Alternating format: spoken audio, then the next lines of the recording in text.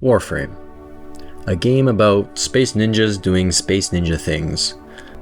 A game with 11 years worth of history, compiled with highs, lows, and everything between. A game that's developed with so much care and respect for its community, which is one of the most kind, respecting gaming communities I've ever been a part of. Warframe is a lot of things. Most consider it a looter shooter with MMO qualities, but it's so much more. It's one of gaming's best examples of how to do the free-to-play model right. It's an ever-evolving product that consistently takes bold risks with its expansions. It's a game with so much content and systems and warframes and weapons that it's overwhelming. Warframe isn't perfect. I started playing it just last year and ended up putting the game down, but now I find myself unable to stop. It's the alchemy of addiction, the fast, fluid combat, the unreasonable drive to get everything. I can't stop playing Warframe, and the reason for that is very simple. The game is just fun. But it's not just that. It's very easy for a game of this nature to fail in retention, a victim of monotony, repetition, and the dissatisfying notion that the grind just isn't worth it. But that's not Warframe. Somehow, Warframe succeeds in this regard. A decade's worth of content is partly to thank for this, as there's always something to do in this game, even to a fault. But at its core, Warframe does everything in its power to give you a reason to keep playing. So today I wanted to take a look at what 11 years of updates has made this game into. I want to look at everything Warframe has to offer, highlight its shortcomings, and figure out why, in spite of all those problems, the game is still so damn good.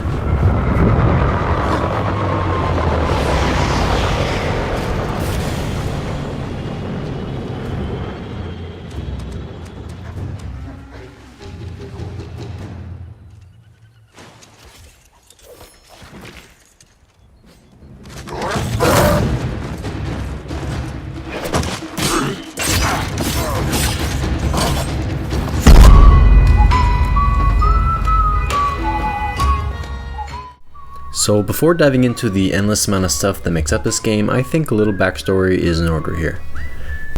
I started playing this game around a year ago when the Duviri Paradox update dropped.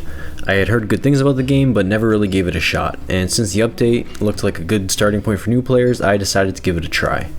Now at this point in time, new players had the option to start the game jumping right into Duviri, and well, choosing this was undoubtedly a mistake, as it was confusing as shit starting the game in what was a very different experience than the rest of Warframe. There isn't much point going into detail on this, as DE has changed it so that Duviri is available after the first main quest, which is a much less confusing way of introducing that content to new players. But anyway, I played the game for about a month, progressing through the star chart and learning all the mechanics and systems I unlocked, but I ended up dropping the game somewhere around Saturn on the star chart. And as to why I stopped playing, there's a few reasons that I'll talk about later, but a few months later I decided to get back into the game. And not too long after that, I hit a turning point that changed my perspective on this game completely. And since then, I haven't stopped playing.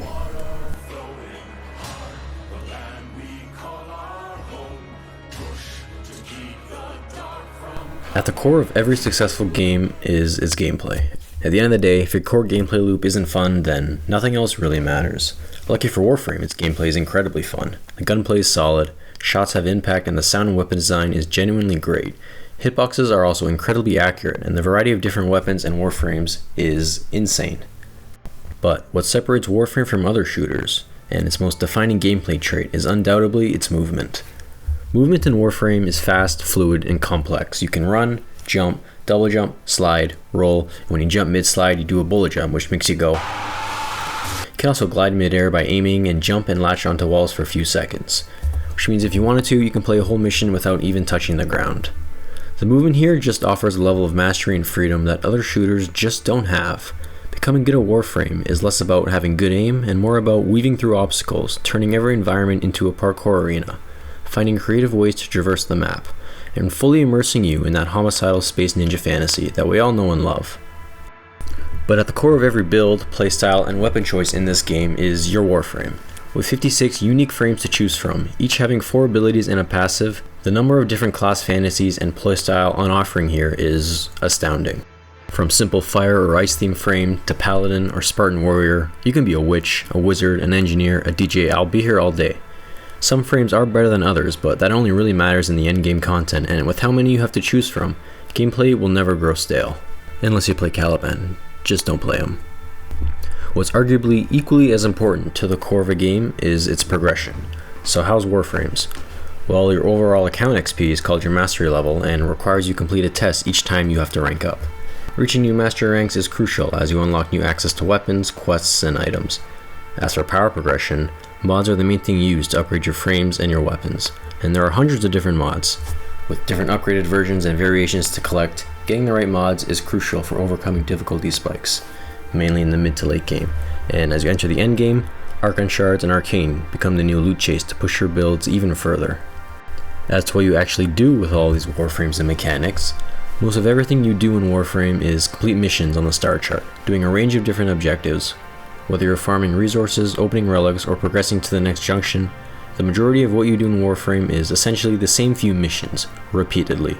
The variety of objectives here is pretty solid, with some mission types being more enjoyable than others, but with randomized tile sets that each mission generates, the game does everything it can not to feel repetitive at its core.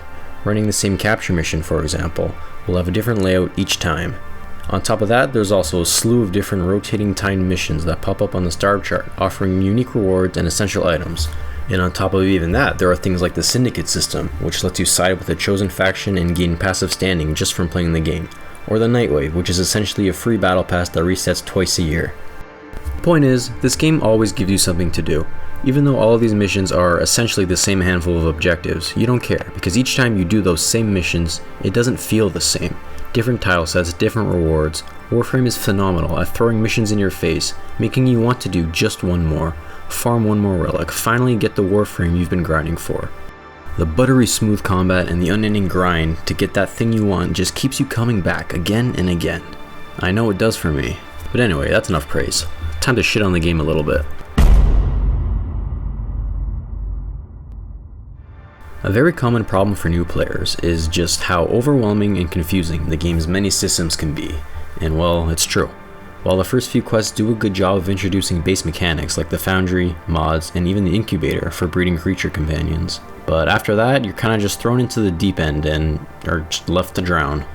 No surprise here, but this was a pretty big factor in why I initially stopped playing. I had progressed through a lot of the star chart, completed all the quests I could, but I was just being exposed to so many different systems and mechanics at once. It was overwhelming. It was confusing. I unlocked a Railjack star chart before I built my own Railjack, which confused the fuck out of me as I had no idea what this was and why I should do it. I unlocked an Arcane from the circuit and had no idea what it was for, how they worked, and where to get more. And don't even get me started on my first encounter with a Kuvalich. This game just has the tendency to tell the player that this system exists, but makes no effort in making sure they understand it. Warframe is kinda notorious for having a bad onboarding experience, with no explanation or tutorials for most of its mechanics, except for a tiny little button in the menu that I didn't even notice until I was well into the endgame. But that's just it. Warframe's biggest issue is its steep learning curve, and this problem is only temporary. And while being driven to consume hours of online guides and videos to understand what the fuck is going on isn't good, but it is only temporary. You will eventually understand the many complicated systems and mechanics this game has, but you have to stick around and learn. And unfortunately, the game doesn't give you many reasons to in its early hours. Another big factor that drags down the early game is its story. For the first 20 or so hours of the game, the story is largely disconnected, uninteresting, and absent of any connecting throughline or direction. You're basically just doing basic missions with some added dialogue, disconnected quests, and the only quest that actually has any cutscenes is Duviri, which is a more recent one. Now, this doesn't stay the case for the entire game. There's a significant increase in quality as you enter the mid-game, but first impressions are important, and 20 plus hours of grind and forgettable quests before the game actually gets good is not a good impression. But despite this notion, despite everything I just said being relatively agreed upon by the Warframe community, once you get past all of this, you really do understand why this game has the reputation that it does, and why people love it so damn much.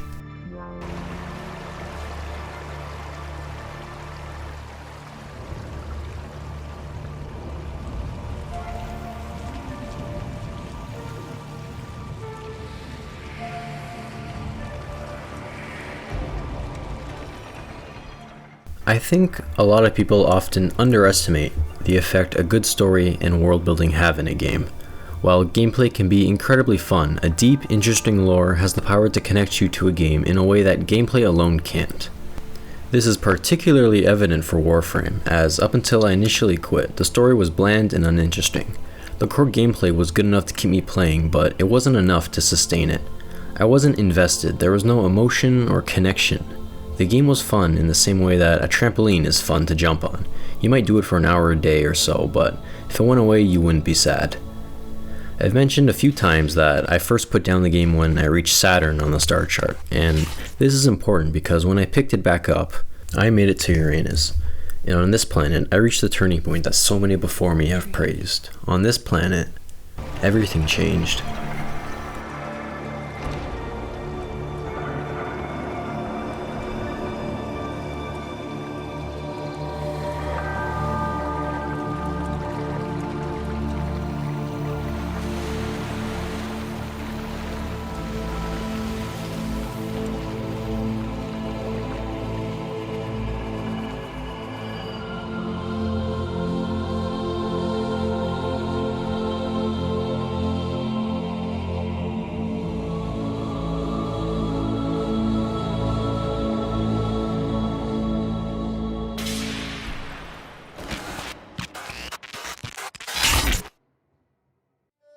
The true turning point for this game is a quest called The Second Dream, the first cinematic quest since Duviri, marking the end of the early game and the beginning of the quote, real game. This quest caught me way off guard, the sudden transition from gameplay to cutscenes where you discover the player's true identity, the realization that this whole time, the Tenno wasn't the Warframe, but these little guys in these pods that have been controlling them from afar this whole time. This quest's presentation was beautiful. The cutscenes, the dialogue, the characters were all outstanding. This quest immersed me so deeply into this world in a way that I didn't think was possible. I was left in awe with so many questions about the story. I wanted to know everything about this world. I became infatuated with Warframe. I had this renewed interest to experience everything this game had to offer, determined to make it to the endgame, collect every Warframe and weapon possible. Safe to say I was hooked. Not only does this quest succeed in immersing the player and presenting the beginning of a truly spectacular story, the game also really starts to open up as you unlock new activities. The War Within is available soon after this, and unlocks sorties, villages, and at this point in your journey, the open world become more important. What this quest does for Warframe is fascinating. I mean, how does a short story quest become so memorable and vital to this experience? I think part of it is just how unexpected it is. I don't think anyone expected to find out who the Tenno actually are. What were previously these hollow shells that you've been playing as for hours on end now have these added layers of narrative complexity and emotion. This quest succeeds at attaching you emotionally to your character and to the game as a whole, and the effect that this quest has on the Warframe experience cannot be understated. But it still takes well over 20 hours to get there. It takes 20 hours of forgettable quests, confusing gameplay systems, and a serious lack of direction to get to the genuinely great part of this game. Getting through that muddy early game is worth it. By the time you finish the second dream, all the problems holding this game back are gone. And that's such a shame, because I very easily could have decided not to give this game another shot. But I did. And I would have no idea what I was missing out on if I didn't. Okay, now let's start to dive into the game's many facets of content. Very early on, you're offered a significantly different experience to the base game, being the Duviri Paradox. Duviri is a roguelike open-world game mode with slower, Souls-like combat, and sections of standard Warframe combat sprinkled in there. The standard Duviri experience puts you in this huge open world where you can ride a flying horse, and you have to complete 6 main objectives, and any number of side objectives that you choose, each rewarding you with resources and decrees. Decrees are special perks that you can pick that last for the rest of the run. If you get enough of them, eventually it'll make you very strong. And they also grant you permanent intrinsic points that can be spent on more permanent upgrades in the hub. Every 2 hours, Duviri cycles to a different mood, with each mood having its own storyline and its own pretty visually impressive use of color within the landscape. Aside from the standard Duviri experience, you can choose to do the lone story, which is just the same thing but without any side objectives available, or you can choose the circuit. The Circuit is a Warframe-only series of back-to-back missions in the Undercroft, where you progress through a set of 10 rewards that reset weekly.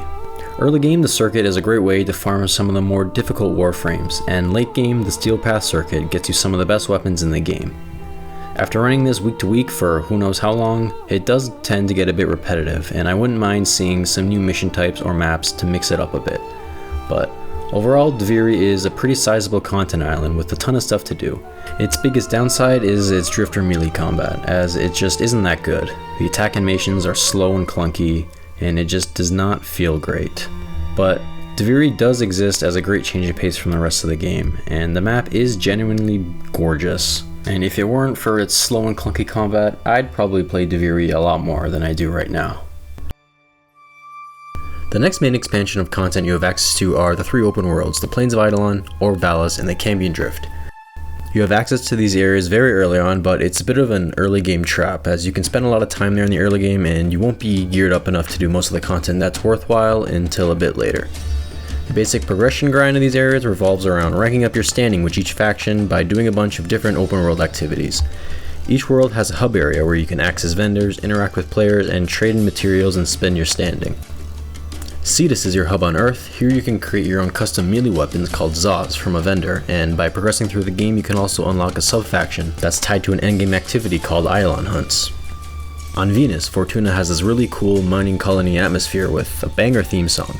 You can craft your own custom weapons called kick guns, and also make your own K-Drive, which is basically a hoverboard that you can mess around with in the open worlds. Upon reaching rank 5 in Fortuna, you unlock a new sub-faction tied to some endgame boss fights, one of which is the best credit farm in the game. As for Deimos, the Necroless houses the dysfunctional Entrati family that you need to rank up with to create your own Necromech, which is basically a mech suit that you can build in the game. You also need to unlock the Helmuth system in your Orbiter, which is this disgusting infested thing that can consume your Warframes and transfer its abilities to other Warframes. I named mine Zitler. You also unlock another sub-faction called the Necroloid and gain access to isolation vaults, which are essential for making your first Necromech.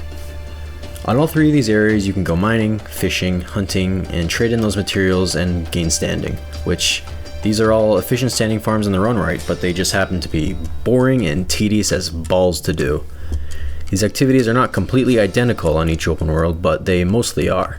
Mining is just as boring on all 3 planets. Fishing is too, except on Deimos they're kinda just floating above the red gooey rivers instead of in the water.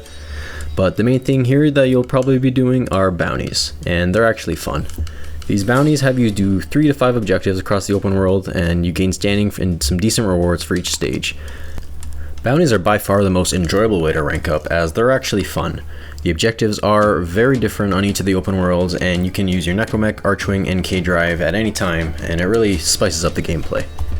Overall, the grind to progress each open world is pretty painful early game, but it does get substantially easier as you rank up through each faction.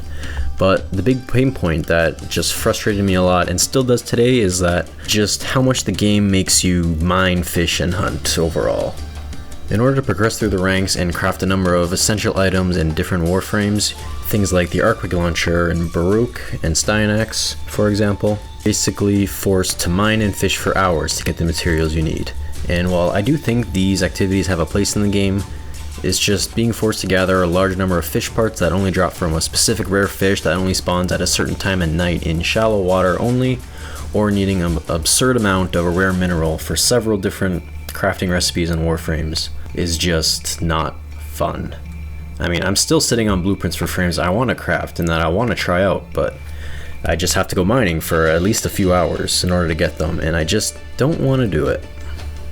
While all 3 open worlds follow the same general formula, they do differ drastically in both its visual and functional design, and they each offer unique endgame content that is essential to the overall progression of Warframe. And they are an integral part of the progression in this game, as you do have to hit rank 5 in each of the factions in order to unlock everything this game has to offer. And DE has been making changes to reduce the grind in these areas. Most recently, they reduced the amount of depth bonds you need to rank up in Fortuna, and these depth bonds have a low ass drop rate from bounties and are extremely tedious to farm, so this was a great change. And they're also going to be reducing the number of annoying ass fish parts you need to craft some of the pieces of the Void Rig Necromech, which I can recall are impossible to get, as if you're not rank 4 you can't get the bait you need to catch the fish. But the devs are continuing to improve this aspect of the game, and it just goes to show how responsive they are to feedback, which is always a great thing to see. Unlocked after completing the Rising Tide quest, you've just now built your own Railjack, a cool spaceship that gives you access to a completely separate star chart dedicated to space combat missions. Railjack has to be one of the most impressive, immersive game modes in Warframe that nobody plays. But lucky for you, I happen to be a Railjack enthusiast, as I do like this mode a lot. You can take your ship seamlessly into missions and engage in aerial ship combat, assign AI crew members, and communicate with other players who can man guns, repair the hull, and defend your ship when it's damaged. You can also choose to leave your Railjack using your Archwing and fly around as you wish and hijack enemy cruise ships, board capital ships and outposts, and just there's a lot of freedom in these missions in general. Enemies can also board your ship too, so be careful of that. Your Railjack's progression is also fairly intricate. On top of modding it like you would a Warframe, you can also find and repair a bunch of different weapons and modules, and upgrade your intrinsics, which is kind of like a linear skill tree that unlocks different perks, upgrades, and nodes on the Railjack star chart. With a variety of different objectives and all the cool things you can do in this mode, it's kind of weird that nobody plays it. It's nearly impossible to find a group matchmaking in this mode, and part of that could be because space combat just doesn't appeal to everyone. Or maybe the missions are just too long compared to the base game, as yeah, they are a lot longer. But perhaps it's also because Railjack isn't a necessity to grind. Upgrading your Railjack's intrinsics, mods, and weapons isn't necessary for any other content besides Railjack. And you do need one for the new war quest and liches, but it's only used briefly, and a starter build can handle those things pretty easily. But overall, I really do enjoy Railjack. It's an engaging break from the gameplay loop of the base game, and there's a lot of depth to its systems. And even though it's still probably the content I've spent the least amount of time engaging in, I enjoy the variety it offers, while at the same time not being a mandatory grind you're forced to begrudgingly sit through.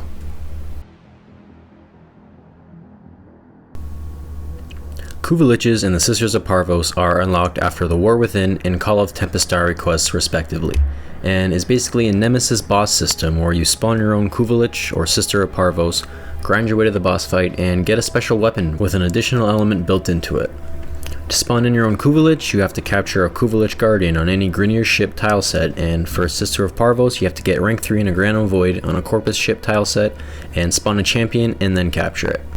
Now, I had no idea that either of these systems were in the game at all, and my first encounter with a Lich was one of the most confusing and frustrating experiences I've had in the game. I was just innocently doing a random mission on Saturn when this weird special target appeared, and not knowing what it was, naturally, I captured it out of curiosity. And then all of a sudden this sassy, disgusting lady appeared on Earth, stole all my resources, and taunted me every time she got the chance. In order to kill your own Lich or Sister of Parvos, you have to complete these invaded mission nodes and use your Parazon to stab as many thralls as you can until you uncover these 3 Requiem Murmur symbol things. It doesn't take too long to uncover all 3 symbols, but once you do, you have to open a shit ton of Requiem relics until you have the 3 Requiem mods that you need, which takes an annoyingly, excruciatingly long time on your first Lich. Anywho, once you have all 3 of those, you then need to guess what order they're in and equip them to your Parazon, and then go into an invaded mission and stab your Lich whenever it appears. Now, if you get the combination wrong, the bitch will flee to another planet and level up, becoming a bit harder to take down. And you basically just need to chase them down and keep guessing until you get it right. And hopefully your Lich or Sister won't reach level 5, as they become pretty tough to take down when you're at the mid-game. Once you get the combination right, the boss fight starts in a Railjack mission where you board the Liches or the Sisters' capital ship and you kill it. You have the option to kill or capture it, and if you kill it, you get the weapon, maybe an ephemera, or you can capture it and trade it to other players or just keep it as your hostage. Overall, I'd say the grind for this content is unreasonably time consuming on your first go and very confusing for new players without watching a bunch of guides, as there is no tutorial whatsoever. But the more times you do it, the better you'll get at it, and it will get a lot quicker. This content is also completely optional, as unless you accidentally spawn one in like I did, you can just not do it. They are worth doing, as you can get some very strong weapons that are worth the grind, but you don't have to. This content is just another layer of variety that this game has, and it just needs a little tutorial screen. Isolation Vaults. Accessed in the Cambion Drift on Deimos, Isolation Vaults are these special bounties unique to this open world that revolve around creating your own necromech. While Acidus and Fortuna's unique content is more geared towards the endgame, you have access to Isolation Vaults pretty early on. There are 3 tiers of these vaults, for each of them you do a surface objectives, then dive into the caves and defeat up to 3 necromechs, and then open the vault to farm up the parts you need to craft your own. You also have access to a sub-faction of the Necrolist called the Necroloid, and here you trade in parts you get from these defeated Necromechs and rank up his standing. To build the first of the 2 Necromechs, the grind is pretty reasonable, as you'll be able to farm everything up you need just from running these isolation vaults. But overall, you probably won't spend a crazy amount of time here, as once you have just 1 Necromech and some mods for it, there is little reason to come back. Unlocks near the end of the star chart after completing Angels of Zarman and Whispers in the Wall quests respectively, the Zarman and the Entrade Labs are essentially 2 new mid to end game faction hubs, complete with new mission nodes, tile sets, and rewards to unlock. In both of these areas you can complete bounties for standing, which are different from the open world bounties, as they're just normal missions in these new tile sets with an additional objective.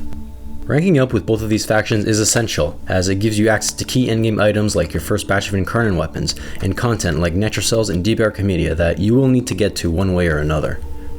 Zariman offers new mission types such as Void Armageddon and Void Cascade, and Void Cascade also happens to be the best current endgame arcane farm, so you'll probably spend a good amount of time there.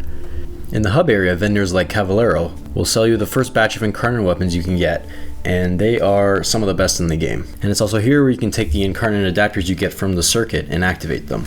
The Sanctum Anatomica is the newest area added, and is located beneath the Necrolist. These missions here have introduced a new enemy faction called the Murmur, as well as Melee Arcanes and Arcane Dissolution, which is a system that lets you take all the arcanes you don't need and dissolve them, and then purchase new ones for a mini arcane collection in the game. Overall, there really isn't much to complain about here with these areas. It's just more Warframe with new tile sets, more enemies, and more variety. Okay, let's talk about the endgame. A game can't really retain players without a good endgame, so how is Warframe's? The early and mid game of Warframe is mostly focused on making your way through the star chart, doing all the quests, and getting to rank 5 in all your factions, all whilst acquiring the best mods, Warframes, and weapons available that you need for the endgame builds. Duviri and Railjack are considered more separate content islands that act as lateral progression to the base game, and Liches are largely optional, so you reach rank 5 in all your factions, you finish all the quests, and now have the best mods and weapons you can get. Upon completing every node on the star chart is when you unlock the Steel Path, which is basically the star chart's new game plus and is really the true entry point into the endgame. Steel Path indicates a serious difficulty spike that you will need to have good builds for, and at this point in the game, a bunch of different endgame missions and farms also become available. Arbitrations are modified endless missions that have these little robots that make enemies invincible if you don't destroy them. These reset hourly and are the best source of Endo and Vitus Essence, which is used to get some of the best mods in the game, like Galvanized mods and some other key Warframe mods. Archon Hunts are a weekly high-level boss fight that awards an Archon Shard, which becomes available after the Veilbreaker quests. And Archon Shards are essentially gems that give passive stat buffs for Warframes. Arcanes also become a lot more available for players, and they're essentially act as conditional buff mods for different frames and weapons. And there are multiple different places to farm them, but Void Cascade in combination with Arcane Dissolution is the best way to do it right now. The Steel Path Circuit is another addition to your weekly grind and awards you with some of the best Incarnate weapons in the game. And all of these activities see a noticeable increase in difficulty compared to the rest of the game so far. And while once you do have a good build, this content does become pretty easy. Getting there is kind of the point of the game, as the power creep does feel very satisfying. Aside from the weekly grind of endgame missions, Eidolon Hunts are an endgame boss hunt activity that's available on Cetus after completing the War Within quest. But at this point in the game, you really won't have the gear you need to do them comfortably until much later, as they are pretty difficult. The main barrier to entry for this type of content is getting a good amp for your operator, as the starter one is a piece of shit, and to craft a good ones, you have to rank up both the Quills on Cetus and Little Duck on Fortuna, which are the sub-factions you unlock there, and it takes a bit of time. Now, there are 3 tiers of Eidolons that you have to kill in one run, and since they are only available at night in the Plains of Eidolon, the goal is to kill as many as you can in 1 hour. Now, killing an Eidolon is quite a confusing and difficult task that takes a bit to learn how to do it. And there's no tutorial, of course, so you either just gotta watch a guide or disappoint your teammates enough until you figure it out. To kill an Eidolon, you first have to find lures located around the map. Lures are these small little robots that, when charged, can keep Eidolons from running away, and they're kinda tough to find without memorizing the spawn locations. You then need to charge the lures by killing these very tiny Vomeless guys when they're near them, and they're also pretty tough to find around the map. And once you have a few charged lures, you head over to the Eidolon and shoot it with your amp until you break its shield. And once the shield is broken, you can then shoot off one of its limbs. And then rinse and repeat till all of its limbs are off and the Eidolon's dead. You have to repeat this process for both the Terralist, the Hydralist, and the Gauntalist, each getting progressively more difficult in order to finish a single Tridolon run. The rewards for doing this include some of the best arcanes in the game and these Eidolon shards, which can be turned into focus points. Eidolons are complicated and difficult, but equally rewarding. Eidolons are a fantastic example of a good endgame activity. It's challenging, demanding preparation, mastery, and speed from the player, but always rewarding them for it. Adding on to the difficult endgame boss fight list, Profit Taker is a boss available on Fortuna after reaching rank 5 with Solaris United. As mentioned before, this fight is the best farm for credits in the game and is essential for players to do in the long run. In order to kill this giant loot spider, you have to build for as many elements as you can into your weapons and have a good archgun or necromech ready. The Profit Taker has shields that can only be broken by a random specific element that cycles whenever you hit it with an amp. Once you break this shield, you then have to destroy one of its legs with an archgun. Then once you destroy all 4 legs, you damage its head until its shield goes back up. And then you have to shoot some probes he sends out, and then rinse and repeat. Similar to Eidolons, this content is very difficult without the proper gear. And also like Eidolons, this is an example of a perfect piece of endgame content, being difficult but incredibly rewarding, and in standard Warframe fashion, it's incredibly designed and is yet another layer of variety in this already massive game. Now on to a more recent expansion to the game. Netrocells are available in the Sanctum Atomica in the Entrati Labs. And they're basically in-game missions where you and your squad divide these 4 debuff glyphs that you need to open the Netrocell. And then you have to venture into the labs, find the Netrocell in the tile set, and upon locating it, you have to use one of the glyphs, and then kill a shit ton of enemies in this little circle, and then open the vault. The rewards here are some of the best in the game, as you get a chance between Archon Shards, Legendary Arcanes, and Melee Arcane Adapters, but you only get 5 keys a week. You also have the option to spend 2 of those keys in Deep Archimedia, an extremely difficult series of 3 back-to-back missions where you must equip specific warframes, weapons, and debuffs in order to get all the rewards available. The debuffs here are usually very significant and tend to make these missions a lot harder. And this limited selection of warframes and weapons means players can't just rely on one build to carry them through the game. It becomes important to expand your arsenal if you want to get the best rewards available in this mode. Before Deep Archimedia was added, doing 5 Netrocells a week became pretty repetitive, but Deep Archimedia added a much needed breadth of variety to Netrocells, and is a true endgame feeling challenge that feels very rewarding. Okay, now, all that endgame stuff is cool and all, but every Warframe player knows that the true endgame is Fashion Frame. I mean, if you don't look good while doing it, then why do it? Warframe truly is a game like no other. 11 years worth of content. Updates that constantly take bold risks introducing wildly different concepts has made this one of the most diverse, densely packed games I've ever played. I've talked about everything this game has to offer, except I haven't. There's still more. I haven't mentioned call missions, or Sanctuary Onslaught, or Exploder Orb, or Operations, clan events. There's even a PvP mode that nobody plays. On top of how much game there is here to experience, Warframe has one of the most respectful and kind communities out there. I can count on one hand just the number of rude or toxic players I've encountered in game, and that's pretty rare for a multiplayer game. But what's perhaps the most impressive aspect of all of this is, well, it's free. It's all free. You don't have to pay a single dime to experience any of the content in this game. You get every prime, every warframe, even cosmetic for free if you wanted to. Yes, there are microtransactions, but there isn't a shop that floods you with notifications, false bundle discounts, and fear of missing out offers that plague so many of the live service games today. It's just there for you to make your guy look cool and skip some of the grind. This game is not pay to win, it's pay to progress. You don't spend platinum to get an edge over others, you just do it to skip a grind. You have to choose to either spend a few hours getting the thing you want, or to just whip out your credit card and get it now. The only thing I do disagree on charging platinum for is the warframe and weapon slots, as it is kinda dumb that you start with so little, and you have to spend plat to get more of them.